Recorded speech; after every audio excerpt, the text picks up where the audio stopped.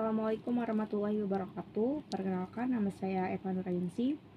Saya dari kelas B Manajemen Karyawan 2 Universitas Muhammadiyah Cirebon. Video kali ini saya akan membahas tentang bagaimana membangun wirausaha desa pada masa pandemi COVID-19 dan situasi terkini terkait perekonomian, khususnya wirausaha mikro, kondisinya situ seperti apa sekarang.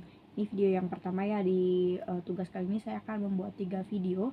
Ini merupakan video yang pertama. Pada tahun 2020 merupakan tahun yang berat bagi dunia ketika tiba-tiba muncul wabah virus COVID-19 yang memporak-porandakan sendi-sendi perekonomian dunia. Dampak dari merebaknya pandemi COVID-19 ini amat terasa di banyak negara, termasuk Indonesia. Dampak yang cukup signifikan itu dirasakan di kegiatan perekonomian.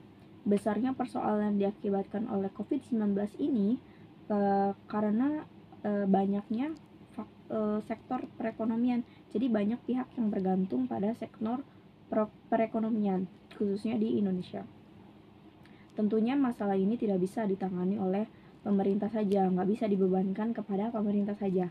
Perlu adanya kesadaran bersama dari semua pihak agar geliat perekonomian nasional bangkit kembali. Alangkah dewasanya apabila semua pihak itu dan masyarakatnya itu mampu melihat masalah ini dengan bijak, bisa menjawab tantangan serta tangguh menghadapi semua ancaman. Salah satu cara dirasa cukup ampuh adalah menumbuhkan dan menguatkan jiwa wirausaha atau entrepreneurship, terutama di kalangan milenial. Diharapkan dengan menguatnya pemikiran serta tindakan kewirausahaan yang semakin masif, masyarakat dapat hidup mandiri dan bertahan sekalipun di tengah situasi sulit seperti sekarang ini. Entrepreneurship memiliki dampak positif bagi suatu perekonomian dan masyarakat.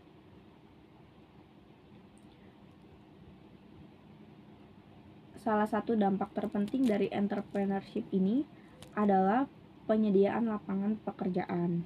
Inovasi merupakan alasan kedua yang memberikan dampak positif bagi kekuatan ekonomi dan masyarakat di tengah masa pandemi COVID seperti ini.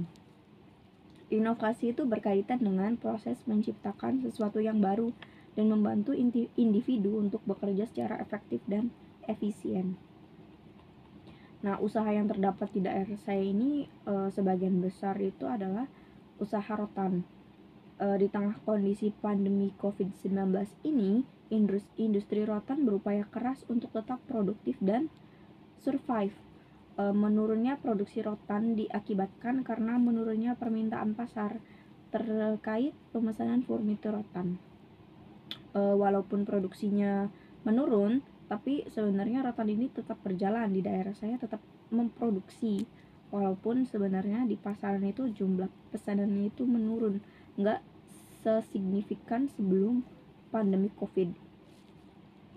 Nah, di daerah saya sendiri itu kurang lebih terdapat 4 pengesup rotan, yang masing-masing pengesup itu kan pasti memiliki tempat mereka menyalurkan produk mereka itu loh.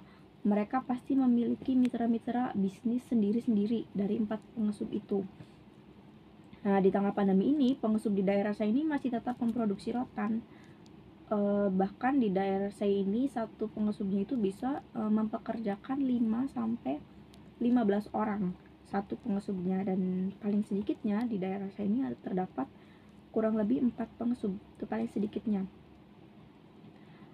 Nah, ini karena melihat saya pribadi melihat kondisi sekarang ini, walaupun di tengah pandemi COVID, tetapi usaha rotan di daerah saya ini tetap berjalan. Jadi usaha rotan ini masih menjadi usaha yang dominan, unggulan di daerah saya.